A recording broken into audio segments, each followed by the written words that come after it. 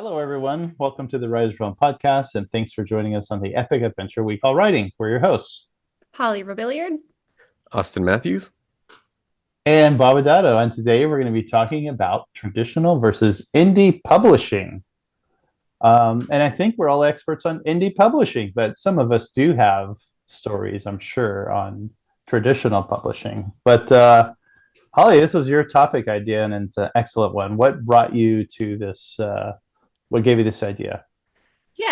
So I have been on Reddit lately, and I know not a lot of people, well, I shouldn't say not a lot of people use it because there are a ton of people who use it, but it's not really the go-to for social media these days, right? So I've been kind of perusing through there and joined a couple like trad pub threads and things like that, just to, or like Kindle direct publishing stuff, just to kind of keep up with everyone and see how people are doing their marketing and how their books are coming along. And anyways, there's all kinds of great groups out there you can join. So I highly recommend checking it out. Unless you're going to post things like this. So the reason I wanted to talk about this today is because I've seen quite a few people lately commenting things like, oh, I don't want to edit my book, so I'm just going to go traditional publishing route because they'll pay for it. I don't want to do any marketing, so I'm just going to have my book traditionally published. Or, Hmm. I don't want to do XYZ. I wrote my first draft and then I submitted it to publishers. And so I kind of started to realize that there's a lot of people out there who don't understand one, the benefits and the disadvantages of each traditional and indie publishing. And a lot of people don't understand what it takes to actually be traditionally published. Because if it was as easy as just deciding to be traditionally published, then there would be a lot more traditionally published authors out there. So I thought it would be a good topic. I know we've kind of talked about the differences before, but it's always good to have a refresher. Yeah, no, that's true. Yeah, no, I'm a Redditor, and I used to be on a few of those writing or publishing, but it was getting frustrating because I don't know, just maybe my own personal reasons, but I decided unsub from those things. It was just driving me up the wall. Yeah. But I yeah, totally agree. That's one of the things that I'm like, this is insane. Like, and you don't, I've learned as an author to not, be as quick to judge other people with their comments because you don't know who knows or who's right. experienced, or maybe they just don't know, right? And also, Yeah. I hate it when people say horrible things about stuff that I posted. So I just, so I always Yes. kind of take a step back and be like, okay, don't say anything, don't say anything. Right. Yeah, but the Yep. idea that anybody would try to just submit a first draft boggles my mind. Like the Mm. the idea that you wouldn't, but also I love editing. Like I don't Mhm. really like doing the first draft. I love the editing process. Mm. Because apparently I hate myself. But yeah, like I don't know, like the first draft is garbage, and I think Mhm. everybody should be pretty aware that like you got to do some stuff. So Yeah.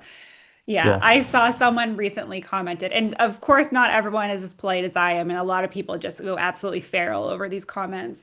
And somebody had commented, and they were like, "Oh yeah, like I just submitted my 340,000 word first novel to a publisher, and I keep getting rejections, and I don't know why." And everyone's like, "Well, it's because you're a nobody who just gave them a 340,000 word That's right. manuscript." oh, but Yes. don't worry, it's book one in a series of 12. So Yeah.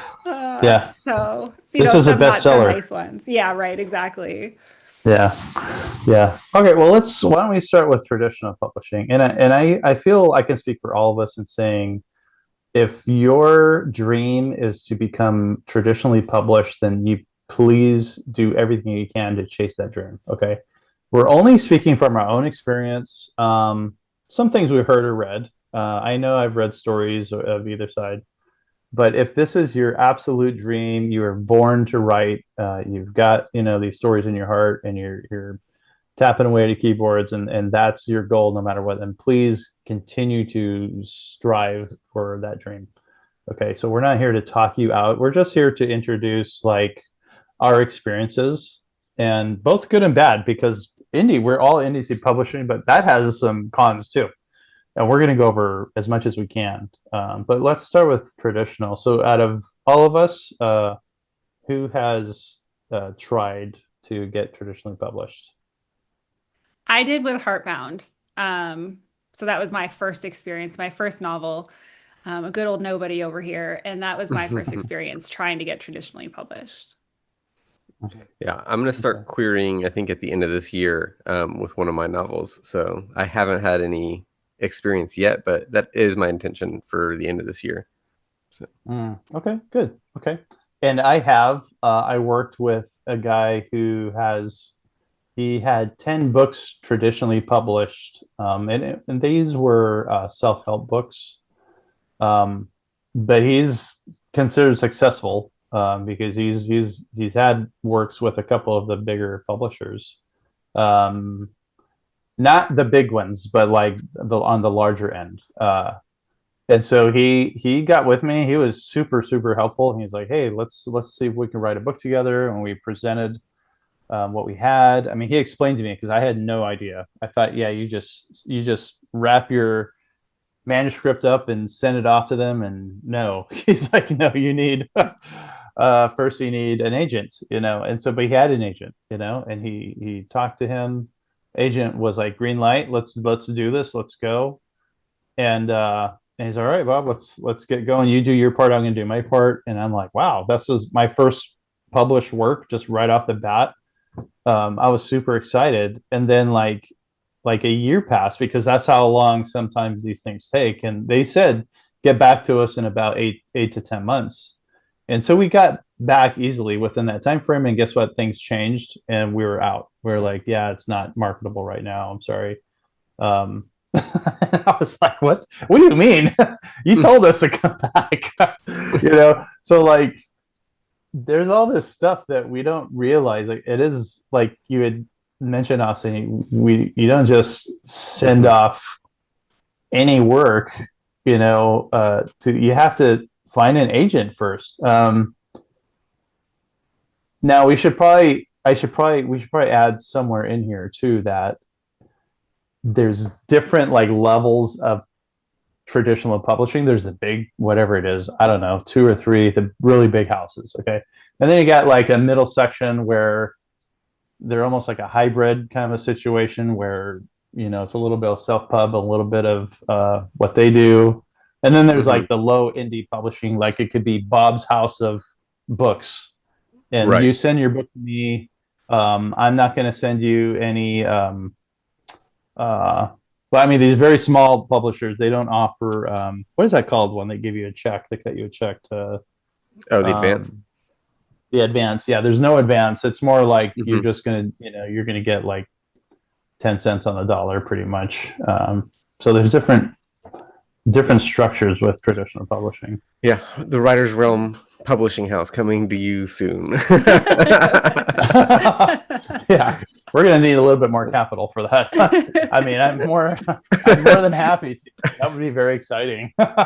However, Yeah. but I mean, the things that a lot of us, the writers, we don't realize is that they're a business. Okay, these bigger publishers, they want to make money. They want to make millions of monies.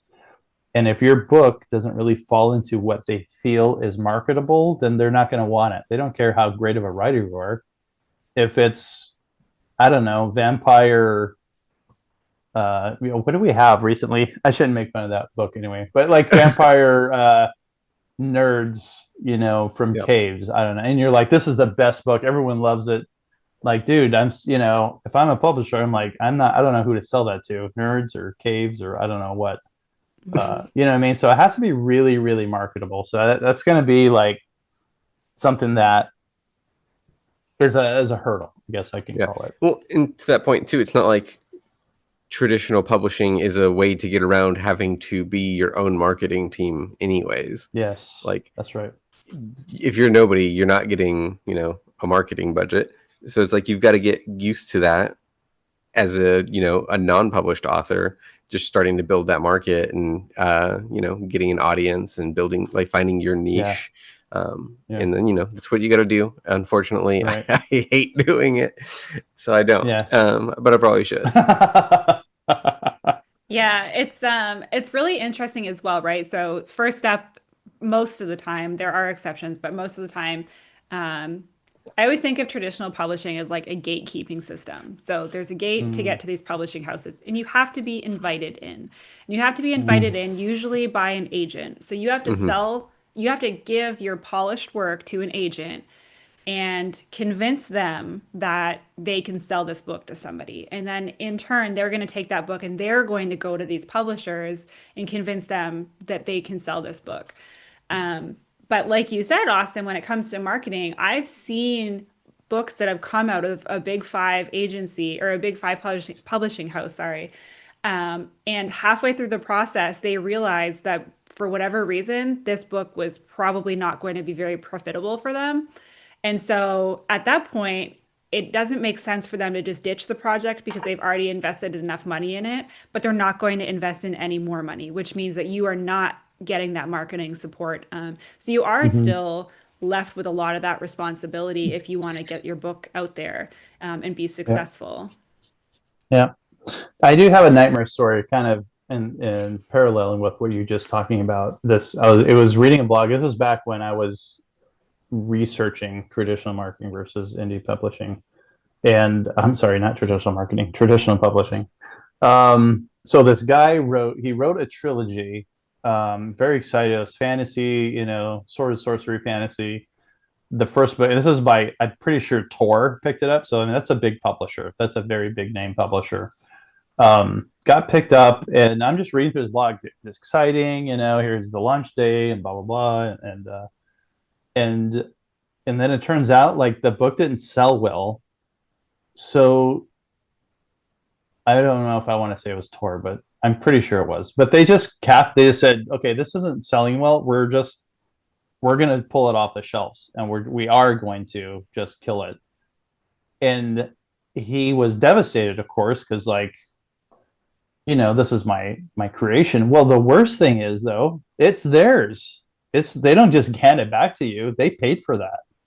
So I don't know how many figures it was, but he didn't have enough money to just buy it back.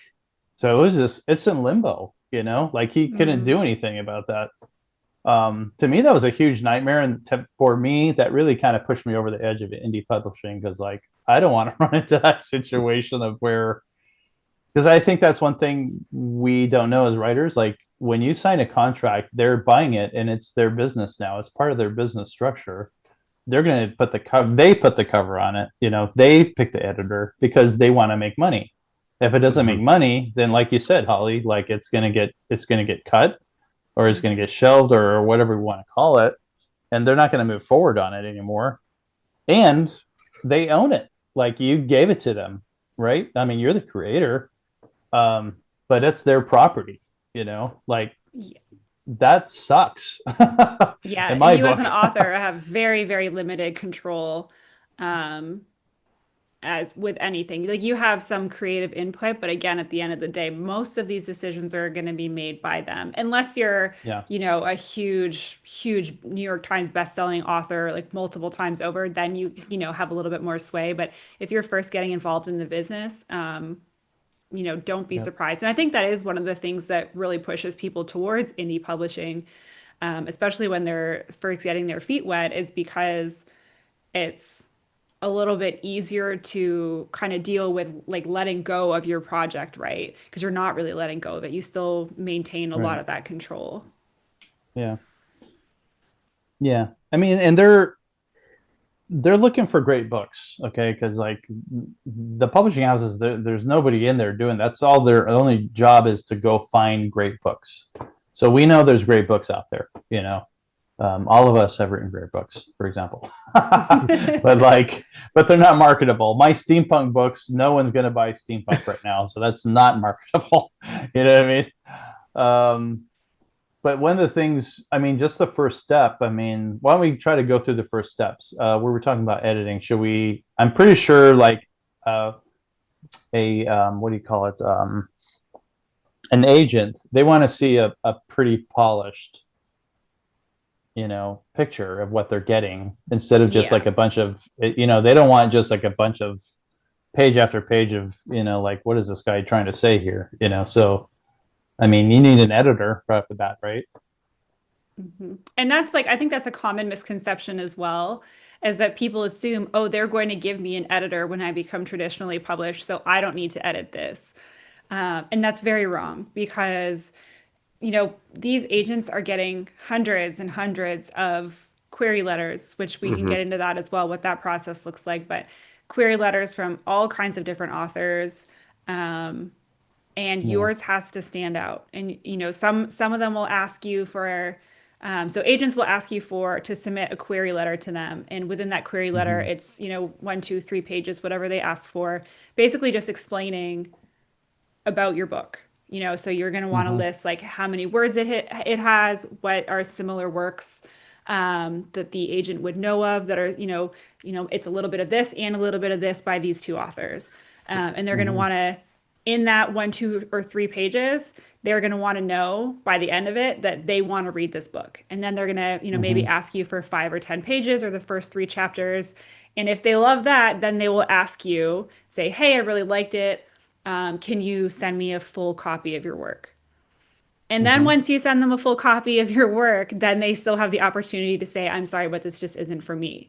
Yep. So, you really have to put your best effort and your best foot forward because, most of the time they're not going to say, hey, I know that you sent me 400 pages of whatever. And since I read it, I've already wasted this much time. Let's just keep wasting more time together.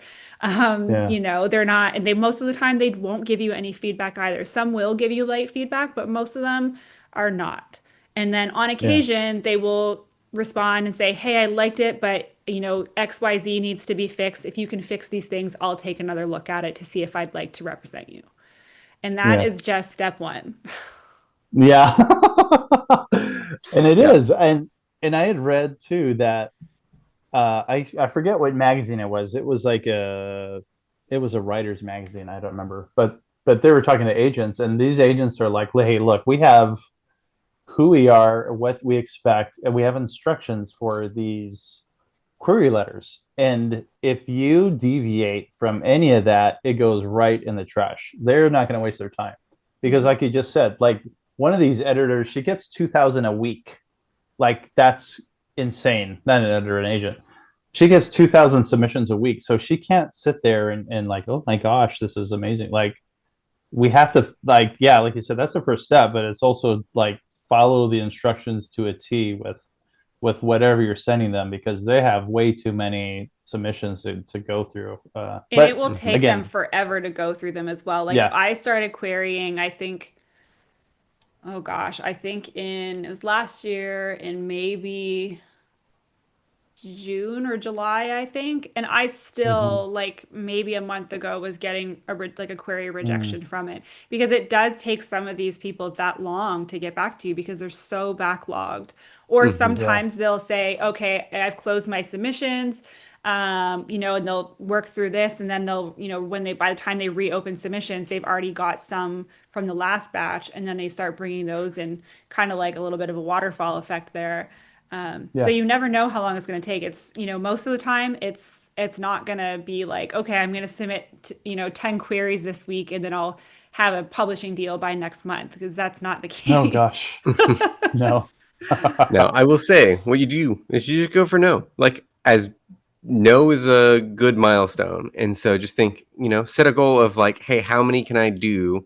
Your goal can't be, I need to get an acceptance or whatever. Like, I need to get an agent. It's just like, because you're going to be devastated time and time again if that's what you're doing. So just Yeah. shoot for how many rejections can you get? Like, how many can I submit? How Mhm. many rejections can I get? Yeah. And make, reward yourself every time you get a rejection or something to just encourage Right. yourself to keep going. Mhm. So maybe get yourself an Yeah. ice cream cone every time you get a rejection. So make it a sweet Wow. thing. Yeah. No, that's great. I mean, yeah, I mean, because like I said in the beginning, like we're not trying to talk you out. We're just trying to introduce the reality of what traditional publishing looks like. There's very few publishing houses, and but there are thousands and thousands and thousands of new writers trying to get in. So we got query letters, we got agents. What would be next? Trying to get in. I think it's also important to remember your mindset, right? And like you said, Bob, about an instant rejection, it's also your mindset. Because if you're going in there saying, I don't want to edit my book, or I'm giving you a first draft because I want somebody else to do the work, who's Hmm. going to want to work with you, right? Because Yeah. agents want someone who's clean and professional, who has a Yeah. clear voice, someone who, you know, can present themselves well. Because at the end of the day, even though your agent is going to be handling a lot of these things for you, what happens if you do get a book deal and then you end up having to go out and you do well and you have to go to these book signings and things like that? They don't want someone that they can't rely on. And if you're not putting your best self forwards, then, they can't rely on you. So it's a lot of it is just keeping that in mind as well as you want to be putting your absolute best work forward. And even if that means that you don't necessarily pay a professional editor to go Hmm. like line by line, maybe you have like a developmental editor so that everything at least makes sense. Because when they again go through that full manuscript, you want to make sure that you've got all of those major plot holes and things like that fixed. Yeah. Yes. Or at the very least, just do some really good, solid self-editing. Like Hmm. I think even before I even bothered self-publishing my first book, I did like 13 drafts or something. Like just, you know, especially with your first one, be very particular. Like you over time I feel like I've learned a lot of like, oh, I make these mistakes and I can catch more and more of it in earlier drafts. So like I don't feel like it takes me, the same number of drafts to get to the same point as it used to. But like even still like, 10 drafts is fine. Is, whatever. Yeah. And then even once you have your agent, it doesn't mean you're automatically in. That's fantastic. Thumbs up. You got an agent. They're going to go do your work for you now. They're going to go hit the publishing streets. However, it doesn't mean that they're going to take your book. So that I'm sorry to say that's a whole nother issue that could take months, Yeah. of them trying over and over and like, Yep. but And there's only so many places they can they're take there it. for. Yeah, Hmm. that's true. Because they again, your agent, they're gonna want money too. Like I want to say when I was working with this agent back in the day with this other co-author, they were gonna get 8%. So he wants to make money too, So he's looking at the bigger places, but they're definitely not going to shop something like that to a smaller publishing house because nobody's going to get any money out of that. Sorry to say. So another thing I want to talk about real quick is that,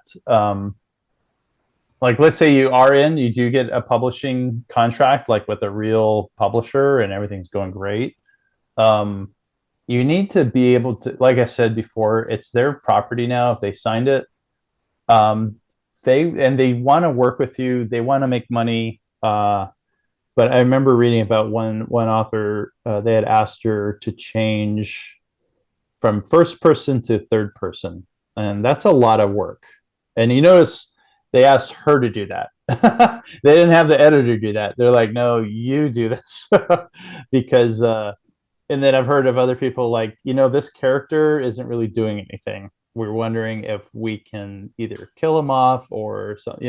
So you're gonna Yeah. have to be prepared to just be malleable and work with them. Yeah. Yeah. And like that's something too, is like if you're not willing to, like if you want full control of it, like then that's probably not the route for you. But also you have to realize there's a reason they're telling you to do these things. And it's generally going to be to make your story stronger. It's like, okay, this character is Yes, doing true. nothing. It's slowing down your story. Like I get that maybe you like them and maybe you can put them in a fun, plucky adventure of their own in a short story or something that you like give for free on Kindle or something. But like that doesn't have a place in this story. Yeah, Hmm. no, those are great points. Yeah, Yeah.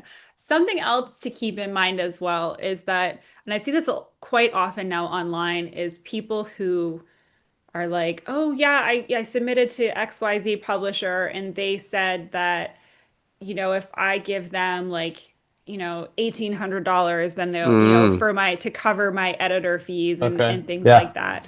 And that's right, becoming, I think they consider it, like you had mentioned, Bob, more of like a hybrid publisher. yeah, But it's so important to keep that in mind is that that is not the same thing as traditional publishing because that's you're right. still not. So basically, I think a lot of the way that that works is that you're signing with a small publishing house who's kind of created their own thing. And you're paying them and they're paying an editor, and then they're going to do their best to, to market that book out for you. Yeah. Um, But I but you're mean, that's still footing almost a the vanity bill. publisher at that point. Yeah. Yeah, Yeah. exactly. So that's important Yeah. to keep in mind as well, because I know a lot of people say, "Oh yeah, like they said that they would represent me for, $1,800 my book would be published, or however much it is." And so just keep that in mind. Is that if you Hmm. want to do that, if that's something that you're interested in, by all means, that's absolutely great. But just don't confuse the two because they are still very, very Yeah. different. Yeah. You want to go into vanity publishing now that we're you mentioned it. Yeah, vanity publishing. I mean, I think it was a bigger deal before because now you can just throw it up on Amazon and get your own prints. But it was kind of this idea of like, okay, hey, you pay us, we'll print all your stuff out for you. We're not really going to edit it. We're not really going to market it. We're just going to print it for you. They'll You put paid a a bunch of cover on money. it though. Yeah, I mean, They'll make a cover for you. Yeah. so, but it was just so But you you're could say that paying you for were it. published. So, Yeah. But that's the thing. Like, so we're talking about queries and agents and publishers, but there are these what are called vanity publishers, and I don't know where the name came from, but you pay them essentially, hmm and well, it's because it's you're paying them because it's like ridiculous. it's the vanity that I have that I think this deserves to be published, and I'm just doing it Oh, for my okay. own sake. I It's see like, that. oh, I Thank feel you. so great. So, Yeah, Yeah. that's right. Now, I will let everyone in on a little secret from someone who Ooh. is a marketer professionally, Oh. except for my own book, which I always get crap for. But you can go online and you can go on to freelancing websites like Upwork is the one that I hmm personally use to outsource a lot. Upwork is fantastic, and you can go on there and you can hire freelancers and you can put up a proposal and people will bid on it, and you can look at examples of their work and you can go through and select someone within your whatever you set for yourself. So if I'm going to pay $1,800 for this vanity publisher, you can take half of that and you can go find yourself your own personal social media manager or a content Hmm. creator, and you can have them create all of your social media posts for you, and you can just do all the marketing on your own. And Hmm. you can send them photos of the books and they will give you a month's worth of social media posts. They will tell you, some of them will even do the management of it. So they're on there, they're responding to comments on your behalf, they're doing hmm outreach. And these are people who are doing this, as a career. And so they know more about those social media algorithms and what sort of content is going to work where. yeah, And and so that holds I true think it's for worth it. everything that holds true for everything that the a lot of the vanity publishing or even small publishing houses are going to do, like formatting the book, getting it printed. Like you can get a lot of that stuff done on Fiverr or Upwork and those kind Yeah. of things. So it's like if you don't really want to go through and do like, oh, the formatting and layouts for 4 different sizes of books for Yeah. paperback and hardback, like hey, just go on there, pay somebody $100 and get all your Yep. digital files. So Yeah. Yep. And the Yeah. nice thing about Upwork is the way that it works is that whoever wants the job done, puts XYZ dollars into the Upwork account. And then whatever milestones you and your employee or your freelancer agree on, mhm, it will lock that money in. So they can't get access to that money until they've submitted the final work to you. And then mhm, you also get, I think it's 14 days once they deliver that final work to actually release those funds to them. And that way, if there's any issues, then the funds are kind of just frozen. yeah, And then Upwork has a pretty quick response time to kind of sort out any issues. So yeah, it holds it's it in escrow. secure. Yeah. hmm Yeah, so I've done some freelancing on there, so it's interesting. So Yeah. Oh, I've never heard of this. I feel like I need to market our podcast on there. So maybe I'll do that. yeah, I had a But bad experience as a freelancer, but that's a whole other story. And it wasn't writing related either, so it was data analytics related. So gosh. Mm-mm-mm. Yeah. So with But that in so, mind, oh, sorry, I go was going ahead. to switch over to indie publishing. Did you Go have more for to it. add to? All right. Um, Just yeah. Go for it. Go for it. so I loved indie publishing for my first go around, although I did try to go traditionally published, just because I felt like I should, and just, I will say the nice thing about that is now when I'm ready to publish my trilogy, I have that experience, right? I've written my query letters, I've done all the synopsises before, All right. figured out how to do a pitch, and it was a great dry run, I think, for me. But I really enjoyed the indie publishing because it gave me an opportunity to see the entire process from the inside, start to finish. So Mm. that way, in the future, if I'm working with a publisher and they start talking about things, then I have knowledge of what that process looks like. And I think that's really, Mm-hmm. really helpful for everybody. Mm-hmm. Mm-hmm. So indie publishing, why did we go there instead of, I mean, my editor said, hey, this book is really good. You should at least try to go for traditional publishing. And I did. I sent it out to 10 different agents. I knew it was going to get kicked back because it's, like I said, steampunk. That's not marketable. Nobody's buying steampunk right now. But I tried. But what is our reasons for going indie besides being lazy or whatever? which I mean, which is absolutely false because there's way more work in indie publishing actually. yeah, well, and like, so for me, like, I never really actually had any intent to get it published or like traditionally or indie. I just write because I like writing. Um, and I had enough people that like knew that I wrote things. So they're like, you should at least just post it so that we can have it. And I was like, okay. So like, that's all the whole reason I did it is it was easier than giving people access to my Google Doc, I guess. And people like having physical copies. So it's like, okay, like that sounds like fun. And like I enjoyed the process. There was definitely headaches with, all the formatting and everything the first time you do it. And then it's like, okay, well, it's not so bad the next time. But yeah, it's a learning curve. I wouldn't say I love it, but it was an interesting process.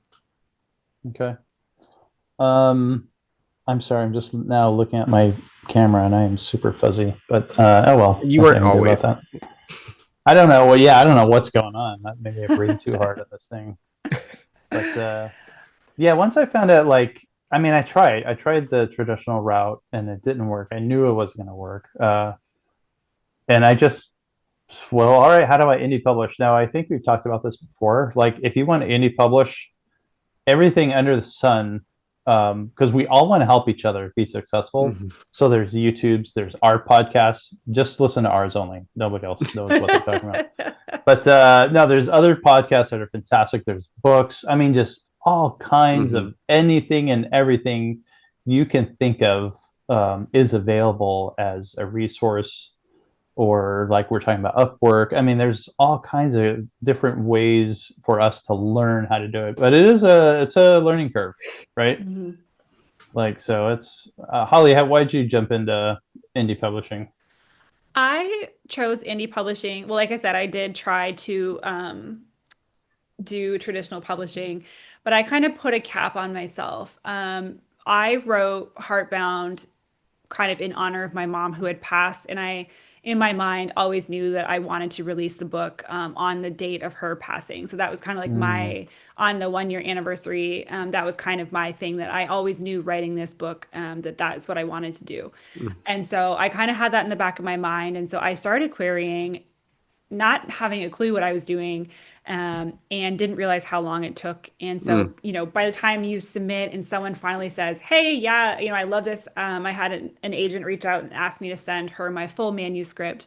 And so I did. And her and I were in talks, and she was still kind of hemming and hawing and had a couple other fulls that she was looking at.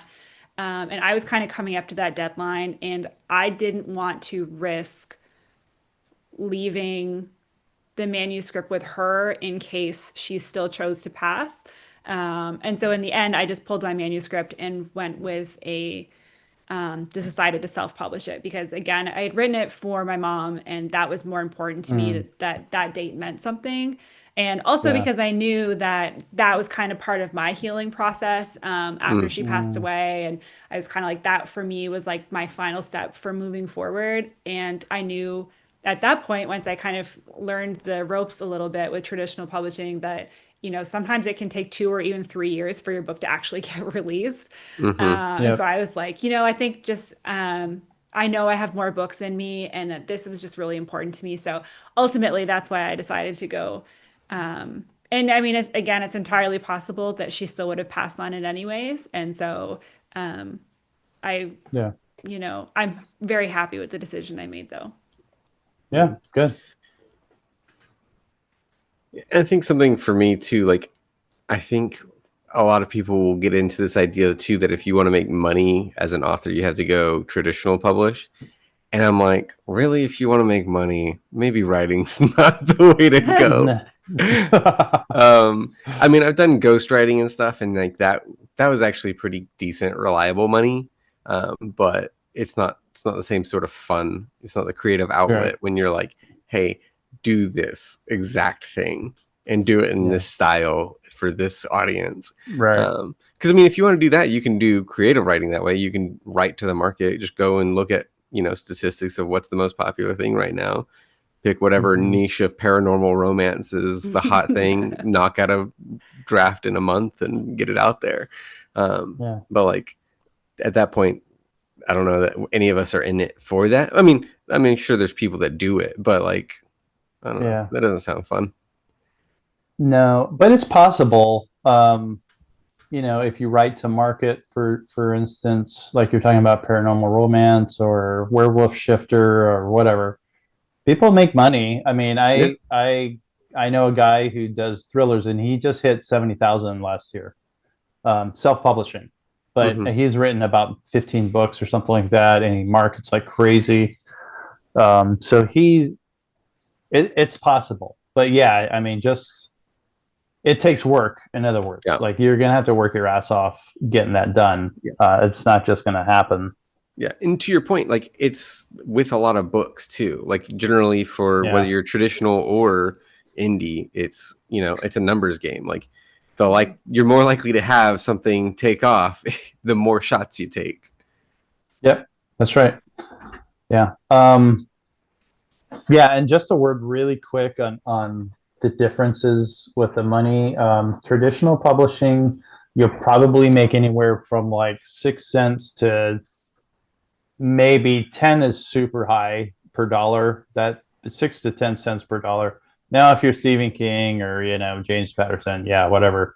But those guys are lightnings and bottles. I mean, like most people, like I know personally know somebody who is on the bestseller list, and she writes historical romance, bestseller list, award-winning author, and she's making minimum wage.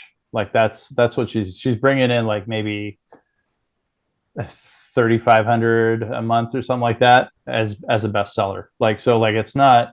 Yeah, don't think you're going to be Mhm. owning a nice car or anything like that. It's work. I mean, it's but indie publishing. I mean, we get a lot more. I'm with Amazon exclusively, so I'll make 70 cents every dollar, um, with every unit sold. So I mean that's a huge difference. But then nobody buys it, so so like Oh so my yeah so like it's so like it's you get more pennies on the dollar. However, again, marketing. Yeah, I mean, um yeah, if you don't tell people your book is out there, nobody knows that it's out there. So no, marketing yeah, is key, yeah, unfortunately, for yeah, most authors. It's the hard part. yeah, And that's yeah, also something to keep in mind as well, is that I think a lot of it is people love the idea of just being out. Well, I mean, I shouldn't say people, I should say some authors love the idea of being out there and socializing and, being at book signings and telling people about their book. They love that thought because they put so much time and effort into this. I know Hmm. some of us prefer to just lock ourselves in our rooms and never see the light of yeah. day. That's right. But some people love to do that, and they think that by going the indie publishing route that they can't do that, and that is not Mm, the case.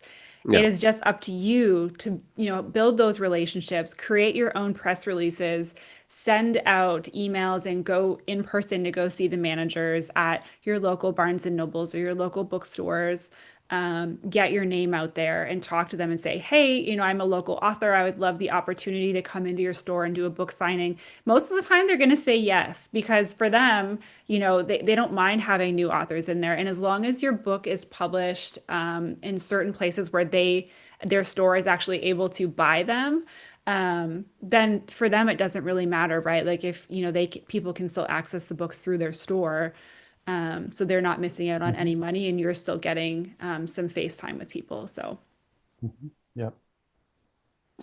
Yeah, so indie publishing is all about control, I feel. mhm. We're in control. We get to pick our editors, we get to pick our covers, which can be good or bad, depending Yeah, depending on what we're doing.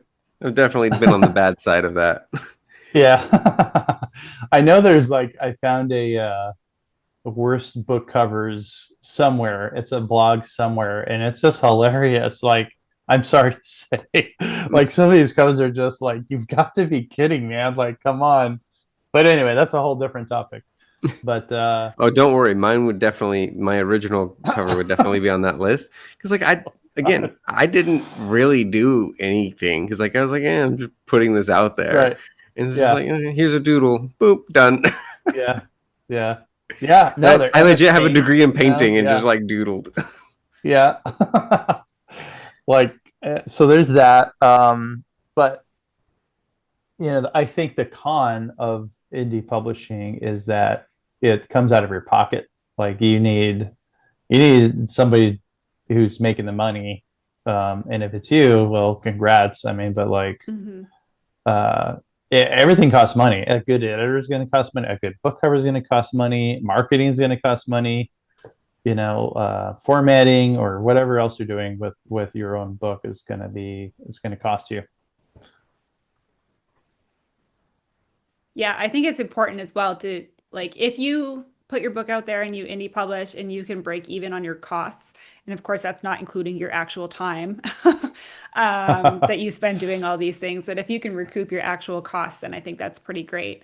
I think a lot of I know people love having a physical copy, but really a lot of the money is in the ebooks, I think, because Hmm. you don't have to eat the cost of whatever it is to send your book out.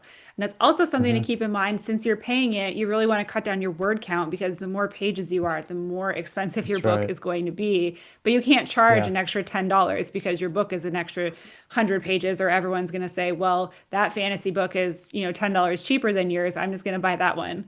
So, Yeah. Yeah. Now, I will say that if you are doing like the hardcovers, like, because yeah, you do get more money with the ebooks, but ordering author copies, like if you know you're going to go to an event and those kind of things, having those there, you can Yeah. make a lot more. mhm. Because like I Sure. know for mine, Yeah. like I make $2 or something on a hardcover when I sell it online, but if I order the author copies, I think I make like $8 or $9 by having it Hmm. myself. So. Which Yeah. is Yeah. like, Depends it's on. Okay. I was just gonna say, I personally, I love hardcovers. Most of my bookshelf, except for books that I picked up through my indie author book club, most of the books that I buy for myself are hardcover. I just like them more. Hmm. Yeah, and I will Yeah. say if you want to do hard covers instead of just like paperback, I hate Amazon's hardcovers. They're so terrible. It They're bothers like me. textbook. They're like textbooks, right? They're like It's that's what it reminds me of, like school textbooks. Yeah. it just feels so cheap and so poorly done. And part of that's because Yeah. it's like they're doing a run of like 10 or whatever, as opposed to Right. like, hey, we've got 1,000 if we like mess one up, like whatever. But like we're not Yeah. gonna double our costs because we messed up one of your books. Like, sorry, dude. Yeah. So Yeah. Yeah. I'm sure that goes into their calculation as far as like quality. Hmm. So Yeah. Yeah. So yes. So physical books, yeah, like online, if you're indie publishing, you're gonna, like we're talking about, you're gonna sell way more ebooks mhm. than physical copies. I mean, it's not even close. Yeah. But we do, if you're gonna do shows, like I was doing a lot of shows back in the day, and I would, pay for my own author copies, and so I can sell them. They were costing me like around $4 each Mhm. to be printed, and it doesn't matter. They don't give you a discount if you order 100 of them.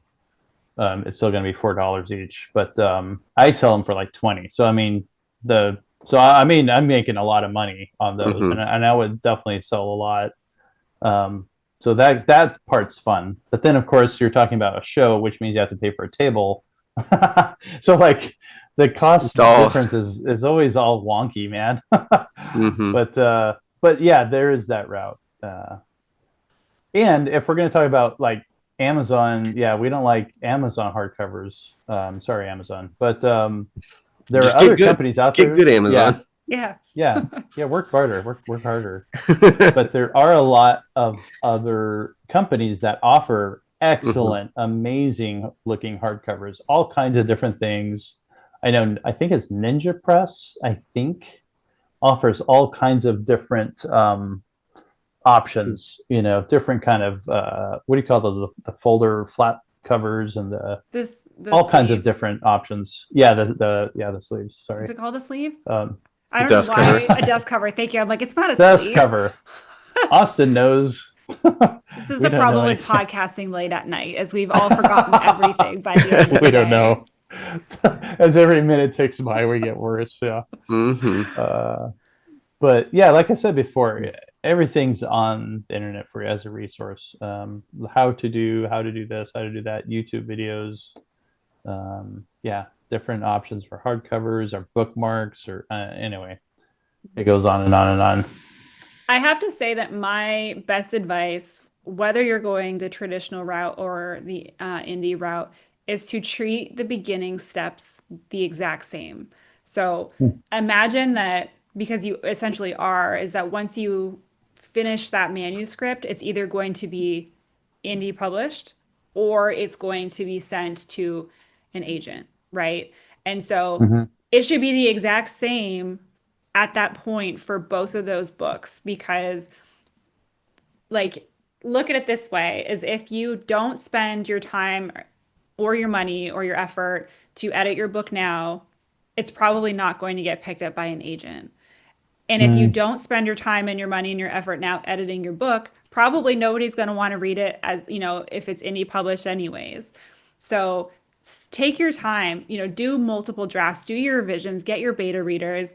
If you have the financial capacity to do so, then hire an editor or get it, do it yourself or, go through it with a fine tooth comb. And then once all of that is done, then you can make the decision if you're going to, send it to an agent or if you're going to traditional or to indie publish it. But it should be the same mhm, no matter which route you're going at that point because Hmm. it should be that, mm. your best work that you're about to release out into the world. That's good. Yeah. Yeah, and just ask yourself, like, is control a big issue for you? I mean, I don't think for me, but like in the end, I can get my book out next week if I want. Like you just talked about, Holly, this date is super important. I really would love to have it published on this specific day, a date. And so that's where you went. I mean, it worked, right? I mean, and that's what we're talking about. Like you mentioned, it will take like at least a year and a half to for your book to come out, at least. And sometimes people we don't want to wait that long. But yeah, if you love control, I want to fix. Like, how many times have we changed our covers? I mean, mine's on my third round of covers, different covers, and it's Yeah. fun though. Like it's awesome. You. Yeah, I think I'm on my third.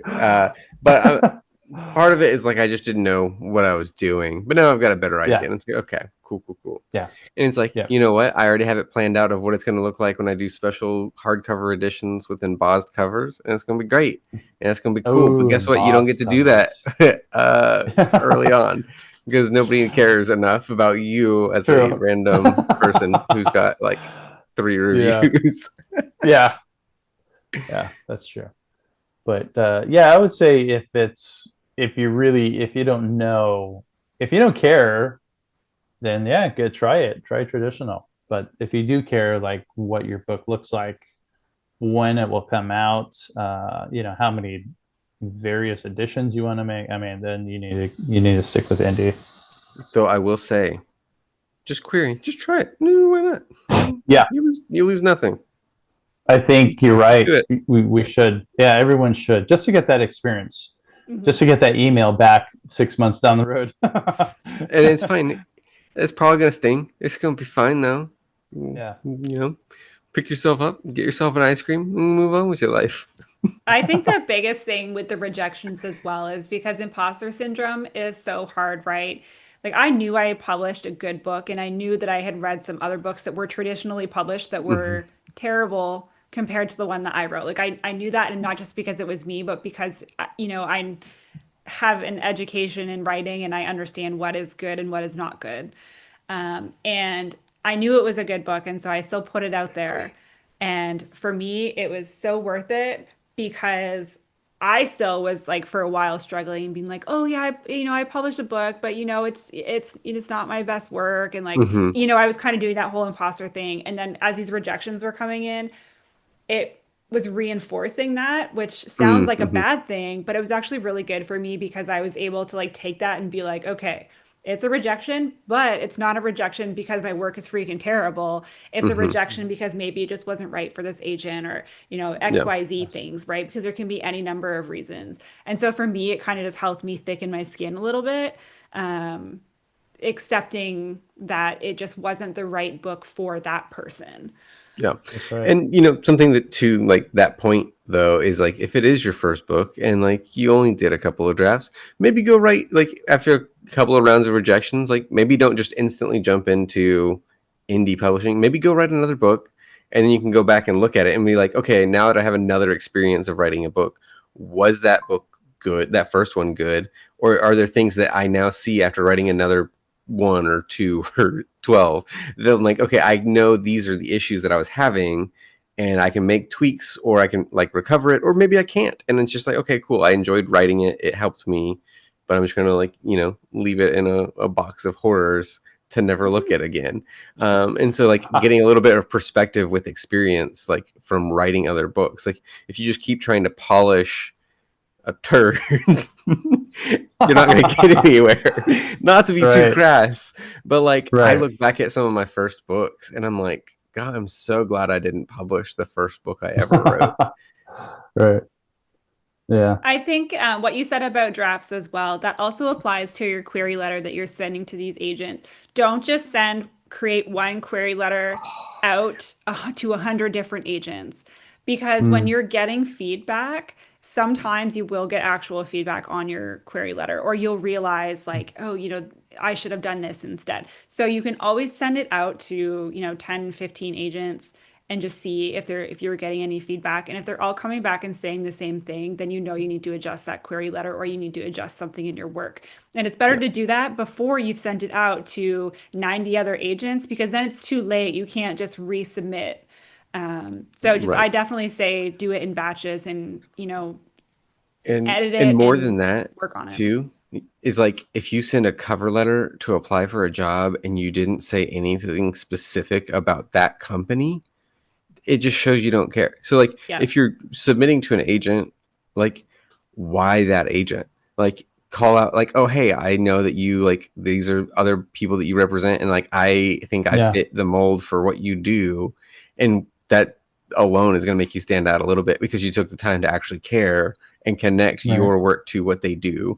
So Yeah, I Right. absolutely agree with that. I recently, with my company, we focus on messaging for conservation and sustainability brands. And I recently had reached out to a potential client and sent them a proposal as part of a bid that they were doing. And I was much higher than everybody else, but they ended up selecting me. And the reason she said that they selected me is because when I responded to her, I wrote the proposal in a way that was suited towards their brand.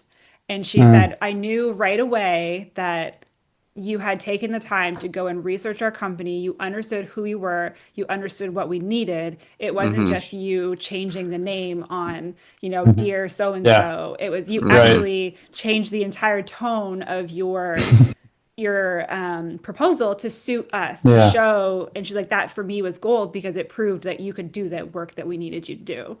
mhm. Right So on. that's exactly what it is, right? Remember, it's not just personalizing something, it's not just changing out the name, it's taking the Research. time, yeah, research the agent. If they have in the past, if your book is a cross between like fantasy and horror, and you know that, X many years ago they released a fantasy novel and a horror novel by so and so that actually relates to your book, then make sure that you're saying like, it was like so and so's fantasy or so and so's horror book.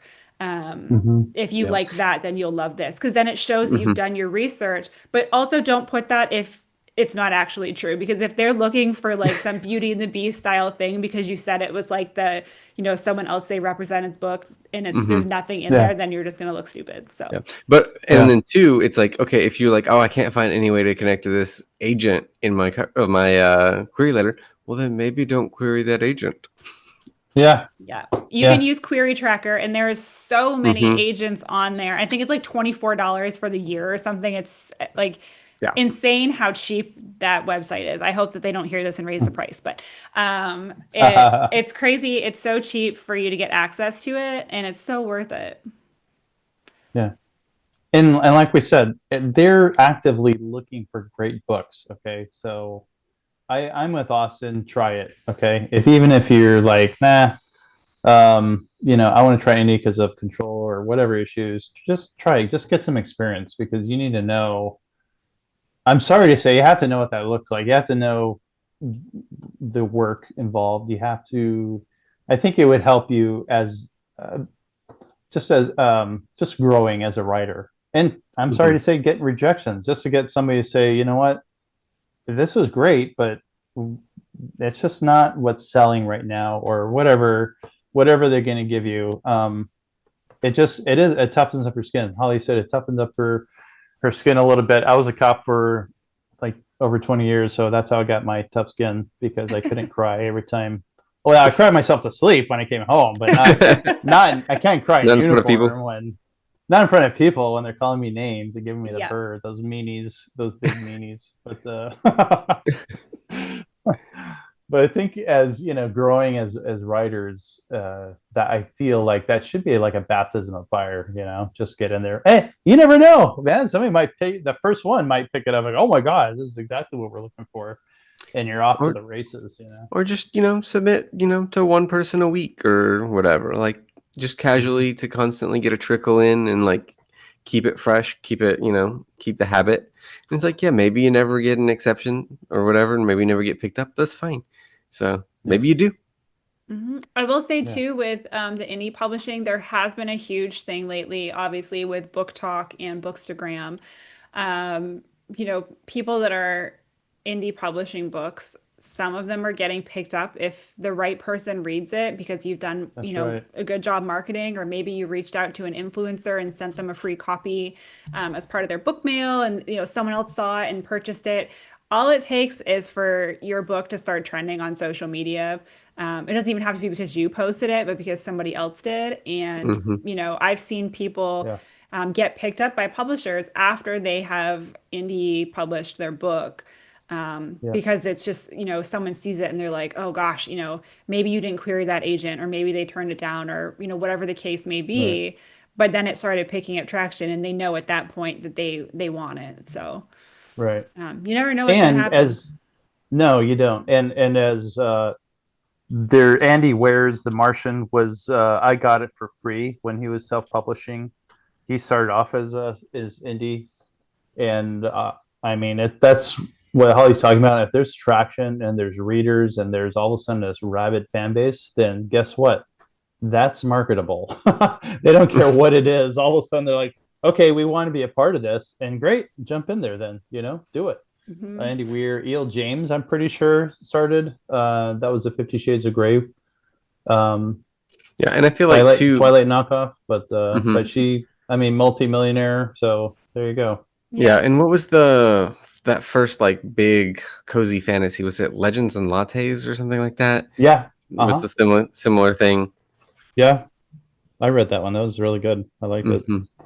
But that's the thing. I mean, if you write great and people love it, and a huge, readers, huge list of readers are following it. Yeah, they're gonna see that. They like money too. Businesses love money, so I they want to be also a part of think it. it's also so important. We've talked about this before, but making sure, like when it comes to what's trending in the industry, making sure that you're not writing what's trending now, right? Because by the time you write a book and it gets, edited and you finish 5 million drafts and it goes through your beta readers and then to an editor and then you're finally done, you're Yeah. looking at probably a few months to 6 months to a year, probably, unless you're insane like Austin, who can get it Yeah. out He just writes like like that. 3 books. Yeah. Right. But remember, because by then it's, maybe not trending. And So I always say this is my little secret is this is where those Reddit threads are so helpful is because I go in there and people will, be chit-chatting about different books and things that they liked and things that they didn't like. And if you are engaging with people and you're chatting with them and you're asking questions, they're really, really good about just kind of talking about what they do and don't like about certain things. And you'll start to notice a pattern. And, whether it's, a certain age group or whatever it may be, or a certain type of shifters that people are like, oh, I wish that there was more books about this, or hey, does anyone know any books that involve XYZ? And you'll start to see that people are now transitioning away from just your typical fae fantasy romance. And now they're starting to look for other things. That's right. So Shark shifters. Mm. exactly, exactly. Yes, Land shark sharks. shifters it is. And those are the things that you want to Bigfoot write about shifters. is what's not trending yet, but what people are Right. starting to ask for. Like what are people starting to talk about and think that they want more of, right? And then you're going to Yeah. notice people are no longer asking about, fae fantasy. They're starting to look Yeah. for other things. So don't keep writing fae Yeah. fantasy or, keep writing it and then in 5 to 10 years it will come back Yeah. around. Or just make it your own. Yeah. Or like, those things like you're talking about, like, oh man, having a middle-aged protagonist, like it feels weird that that's like a niche, but like there's so few middle-aged or older protagonists. So it's like, hey, Yeah. have an epic fantasy where your person, I mean, technically, I guess Lord of the Rings, like Frodo's like 70, but he acts like he's freaking in his 20s, and it Mhm. doesn't count. Um, Well, it's like a perfect example is like in the romance and the especially like this whole romantasy world that we're living in right now. It's like people that are in their mid 30s and 40s are reading these books, and at first they're like, "Oh yeah, like this is really good" from some of the big authors. But then the more that they want to read about that genre, they're like, "Okay, why is every single character in this book is like turned on and wants to hook up every other page like Turned on. but they're somehow like at our age they're like that's not realistic and granted it's supposed to be a novel but it's hard to they're like I can't relate to this like this is crazy. Right. I I've got been like this since high responsibilities. school. Like The laundry needs to be done. That's the yeah book I want to exactly read. yeah exactly. You guys are awesome. Yeah, I mean, I actually do have an entire book that's like somebody is like at the end of their life, and it's just like them going through their society's ritual like death experience. And it's like, oh, we've reached the end of my like I don't want to be a burden, and so I'm going to go off and go on an epic adventure. And it's like, yeah, I'm Yeah. going to die on this adventure, but like Right. that's how we retire. Yep. Yeah. Isn't Well, Logan's Run? They float up in the air and they blow up or something like that. I don't I don't know. remember. Yeah, it was something wacky like that. Anyway, wait, Holly, what'd you have? I was just gonna say, are we ready for the Oh yes, what do we quote question of the episode? Quote Yes. Quati? Yes. Cody, Question of the question of Wait, the what? episode. Cody. Yeah. What's one thing you should ask yourself before making the decision between traditional and indie? What's one thing you should ask yourself? Hmm. I mean, How much money do you have?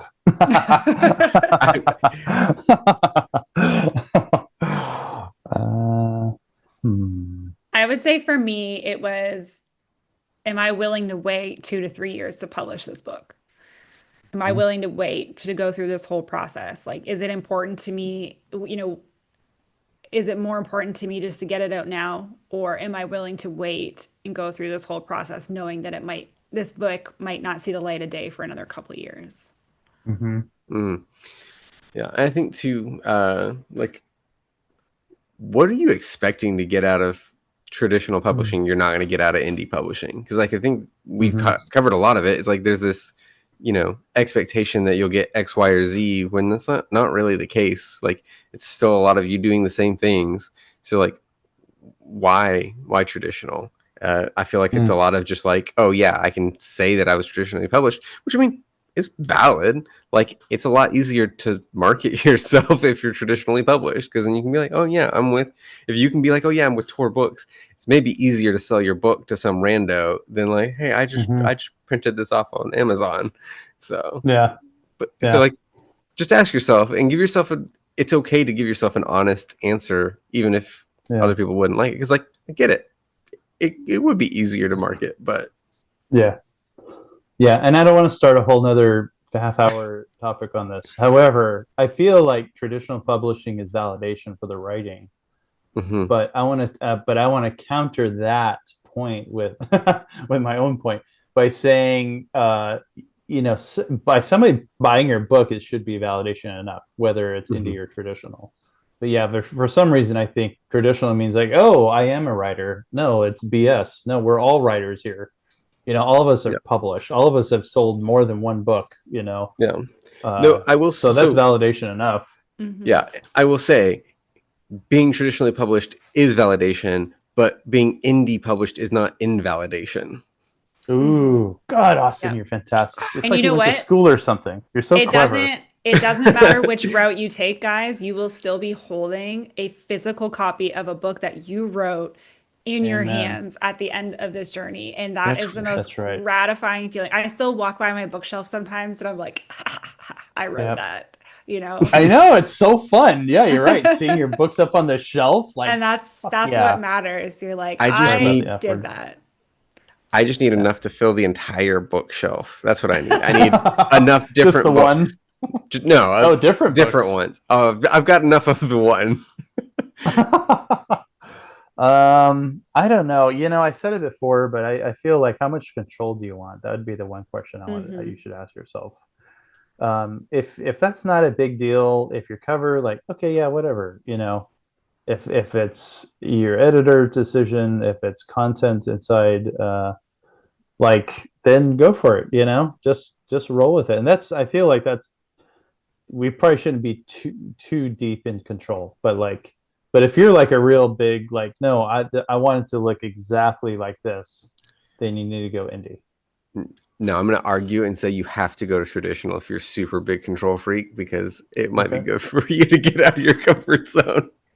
Yeah, just to relinquish the control. Yeah, I don't know. I had an image in my mind the whole time of what I wanted my cover to look like, and I don't know what I would have done if they were like, we're not, that's not going to happen.